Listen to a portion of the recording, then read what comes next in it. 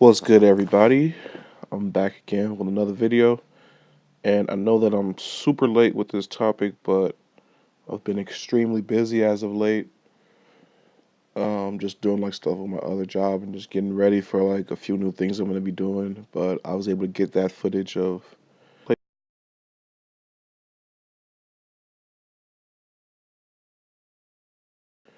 work out and play basketball at the same park when he's here in LA. So I got up early that morning and went to go see if I could catch him, and I did.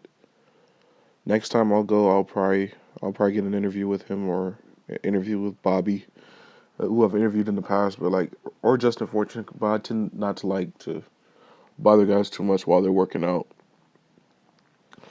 So yeah, you guys do me a favor, look at the button below and hit subscribe. Now on to the topic at hand, which I was just mentioned I'm kind of late about with, and that's Miguel Cotto signing with Roc Nation. Now, what does that mean?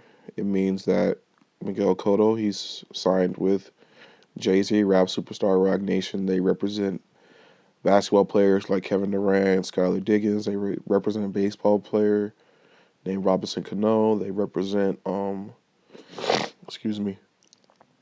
They represent football superstar Dez Bryant.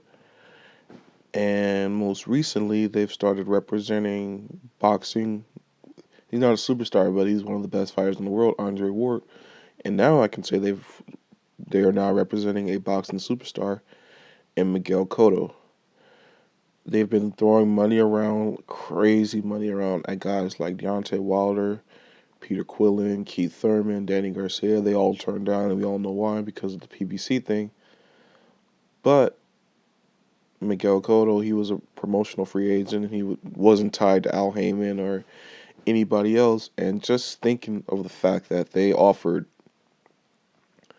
Adrian Broner $40 million over 5 years, I honestly can't imagine what they offered Miguel Cotto, because he's obviously Miguel Cotto is a much bigger name than Adrian Broner. He's been on pay-per-view multiple times. So like there's really no comparison. So like only one can imagine what he was offered to sign with Roc Nation. At this point, right now, well, let me save that for like another end of the video. Another part of the video. It now looks like there's like a lot of beef now between Cotto and Top Rank, but mainly between, well, it's only been him like going back and forth in the media. It's Bob Arum's stepson, Todd DeBuff. He's been going back and forth with Miguel Cotto in the media because they were supposedly close friends. But like the main thing I'm like not getting is like, why are you so surprised? Like the dude was not under contract with you. You should know better than, like, you should expect something like that to happen. The guy hasn't fought in almost a year. You guys haven't gotten him a fight.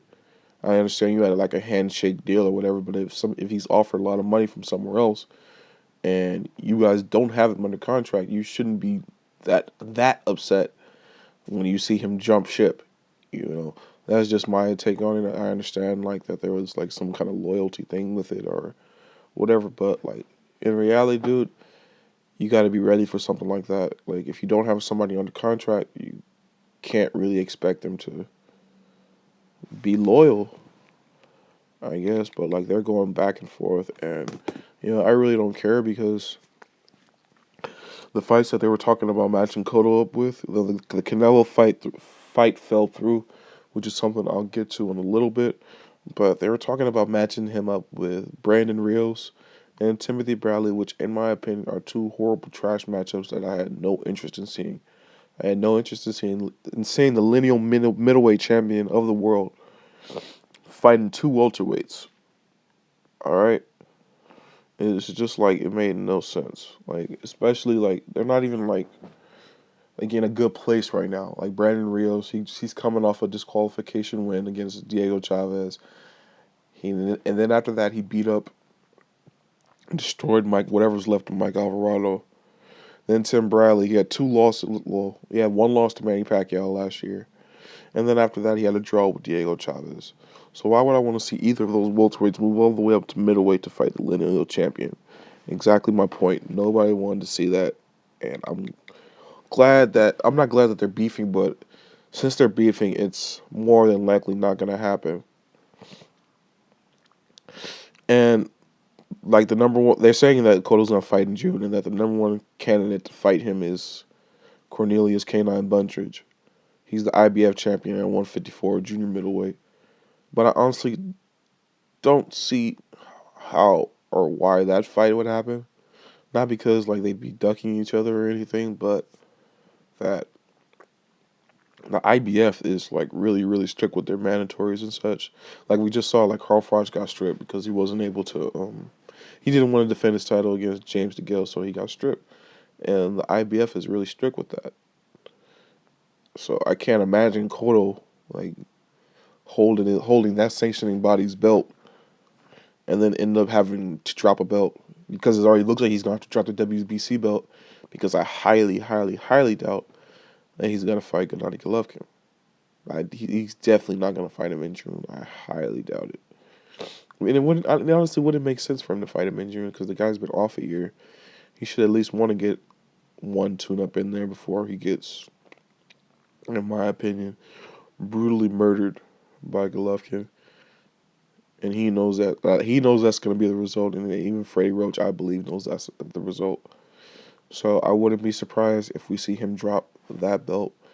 And that's why I'm saying, like, I highly doubt he's going to go the IBF route with K9. Because I highly doubt that he'd be interested in finding whoever the mandatory would be after that. And I think it's one of the Charlo brothers. But like as I was saying earlier, I'm pretty sick of Miguel Cotto. The dude, like, he dropped out of the Canelo fight. I never believed it was going to happen on May 2nd anyway.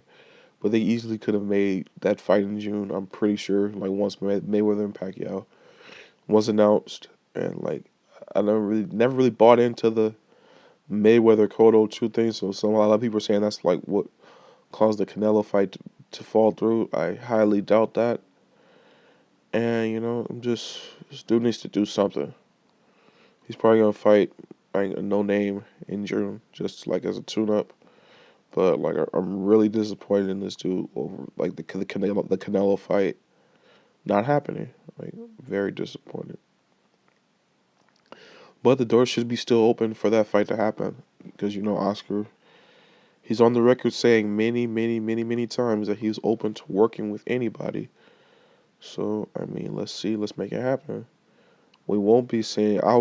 This fight was never going to happen anyway because I highly doubt Miguel Cotto would fight somebody like Erislandy Lara, but that was a fight that I was actually intrigued in seeing. So it's been mentioned as of late. But we all know that Erislandy Lara, his manager is Al Heyman. And for a lot of you guys probably don't know this, but Al Heyman, he's like probably the biggest music promoter in the business. And music promoter, so like focus on that. So in the past, he's had some kind of beef and it ended up being a lawsuit between Beyonce and her dad. And so maybe you didn't notice this, but ever since Jay-Z has entered the boxing business, he's tried to get purse bids with certain Al Heyman fighters and even signed like some of them because like I remember Al Heyman's not a promoter and all those went unsuccessful and even like one was very shocking, and Peter Quillen, like he was offered his highest payday, and ended up dropping his belt just to not fight like on a Jay-Z card. So we won't be seeing any Heyman fighters versus any Rock Nation fighters, which is unfortunate, but it'll all change eventually because this is just my opinion. But over the next few years, with how Al Heyman's dominating the game, I expect that most of these big name guys, they're not gonna have any choice but to sign with him. But that's just my opinion. So I appreciate you guys listening to this video. As you can tell, I'm sick. So I'll catch you guys next time. Please do me a big favor and subscribe. I'll be back tomorrow night covering the debut PBC card on NBC. Very excited to watch that fight. I wasn't able to attend this one live, but I should be attending the one the following week, the one with Berto and Lopez and Porter and Garcia. So yeah, you guys make sure you subscribe when we covering that fight. I'm also going to be continuing to cover Mayweather Pacquiao in any way I can. I'll see if I can get an interview with Pacquiao. I'll see if I can get another interview with Roach. Next time I'm out in Vegas, I'm definitely going to stop by the Mayweather gym and try to talk to Roger and Floyd Sr. So, yeah, you guys subscribe. I appreciate each and every one of you. All right.